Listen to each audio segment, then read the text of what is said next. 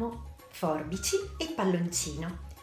Tagliamo un pezzettino del nostro palloncino. Così prendiamo poi il cartoncino della carta igienica e ci andiamo ad inserire il palloncino.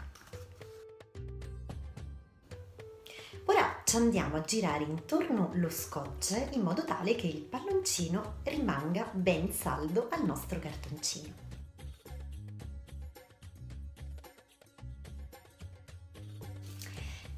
Andiamolo ora a rivestire per renderlo un pochino più carino. Io userò della carta argentata. Non ostruiamo ovviamente il passaggio.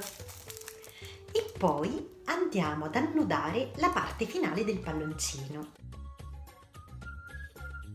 Andiamo a riempire il nostro cannone con i coriandoli che ho ottenuto ritagliando tanti quadratini dalla carta argentata. Ecco i coriandoli e li inserisco nel cannoncino. Il nostro cannone sparacoriandoli è pronto. Non dobbiamo fare altro che usarlo. Quindi tiriamo l'elastico e poi lo lasciamo. Così. Se il video vi è piaciuto mettete un bel mi piace, condividetelo con i vostri amici e iscrivetevi al mio canale.